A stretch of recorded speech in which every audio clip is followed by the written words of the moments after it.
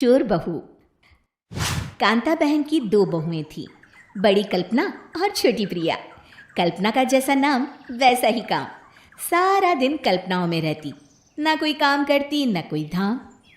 अरे कल्पना बहू, जरा अच्छी सी चटनी पीस दे, आज कुछ मजेदार खाने का मन है। पेट में जलन हो जाएगी माँ जी बुढ़ापे में, और वैसे भी मेरा काम करने का वक्त शाम का है, अब प्रिया को ही बोल दो। इतना कहकर कल्पना वहां से चली जाती है। कांता कल्पना के ऐसे रवैये से काफी परेशान रहती हैं। मैं बना देती हूँ माँ चटनी, ऐसा बोलकर प्रिया माँ को चटनी बनाकर प्लेट में खाने को देती है कि तभी वहां कल्पना आ जाती है। अरे वाह चटनी, जरा चख कर तो देखूं, बड़े दिन हो गए। अरे नहीं बहू, तू तो रहने ही दे चटनी खाना, पेट में जलन हो जाएगी।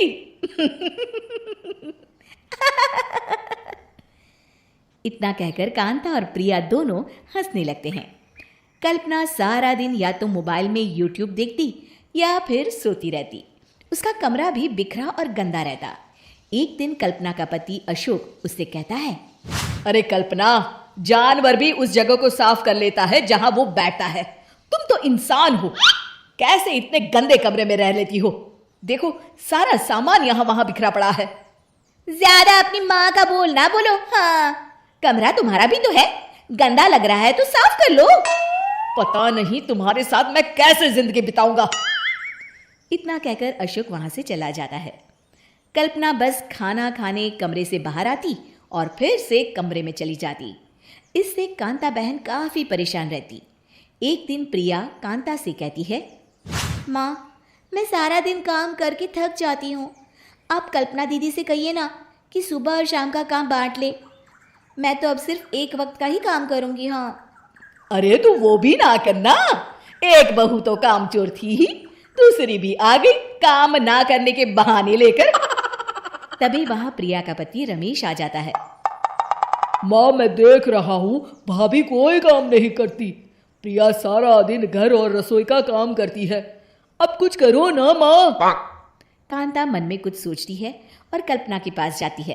कल्पना फोन पर मेकअप करना देख रही होती है। कल्पना, तुम सारा दिन बस मोबाइल देखती हो, घर का कोई काम भी कर लिया करो। प्रिया सारा दिन काम करके थक जाती है। आज से मैंने फैसला किया है, एक वक्त का काम तुम करोगी, सुबह का खाना तुम बनाओगी और रात का प्रिया। आप लोगों ने काम को हव्वा बना रखा है। अरे पता नहीं थोड़ा सा ज्यादा काम करने में आप लोग घबरा क्यों जाते हैं। और हाँ, बहुत ज्यादा प्रिया की तारीफ मत करिए मेरे सामने, बड़ी बहू तो मैं ही रहूंगी। मैं कुछ नहीं जानती, कल सुबह मुझे वक्त से खाना चाहिए, रसोई में आ जाना, वरना कल से तुझे खाना नहीं मिलेगा। अगली सुबह कल्पना रसोई में नहीं आती है।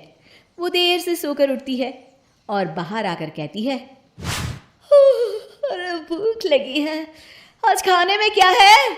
इतनी देर हो गई, आज किसी ने मुझे उठाया भी नहीं, पता नहीं कहाँ है सब। कल्पना को घर में कोई नहीं दिखता। वो रसोई की तरफ जाती है जहां बड़ा सा ताला लगा होता है। अरे रसोई में ताला! ओ, मैं तो भूल ही गई थी, माँ ने आज से सुबह का खाना मुझे बनाने को कहा था। हे भगवान, इतने लोगों का खाना बनाना क्या आसान है? तभी घर के सारे सदस्य बाहर से वापस आते हैं। वाह माँ जी, मजा आ गया छोले भटूरे खाकर। मेरे मुंह में तो अभी भी स्वाद आ रहा है। अरे कल्पना, तेरे भरोसे रहते तो हम तो भूखे ही रह जाते। कल्पना को बहुत गुस्सा आ जाता है। अब बहुत हो गया, आज से मैं अपनी रसोई अलग कर रही हूँ, मैं अपना खाना खुद बना लिया करूंगी। कल्पना अपनी रसोई अलग कर लेती है, पर आए दिन उसका देर से उठना और काम न करने की आदत से वो भूखी ही रह जाती थी।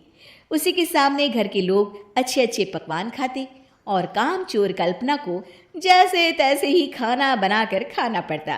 पर एक दिन तो हद ही हो गई। माँ, दीदी आज सुबह से कमरे से बाहर नहीं निकली, हमें जाकर देखना चाहिए। सो रही होगी काम चोर कहीं की, पर तुम कहती हो तो चलो देख लेते हैं उसे। कल्पना कमरे में पेट पकड़कर बैठी होती है।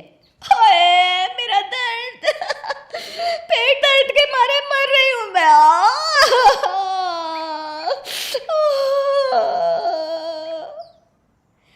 दीदी क्या हुआ? पेट में दर्द क्यों हो रहा है? डॉक्टर को दिखाया आपने? माँ। कल्पना खड़ी होती है और माँ जी के पास आती है। मुझे माफ कर दीजिए, अब से मैं सारे काम में मदद करूंगी, कभी आलस और काम चोरी नहीं करूंगी। हाँ हाँ वो तो ठीक है, लेकिन अचानक क्या हो गया जो तू काम करने को तैयार हो गई? काम चोर कल्पना। माँ, लगातार बासी और उल्टा पुल्टा खाना खाने के कारण मेरे पेट में इन्फेक्शन हो गया है। काम ना करना पड़े इसलिए मैं 2 दिन का खाना एक दिन ही बना लेती थी। बासी और खराब खाना खाने के कारण लेने के देने पड़ गए। पेट में दर्द हो रहा है। चलो अच्छा हुआ, देर आए दुरुस्त आए।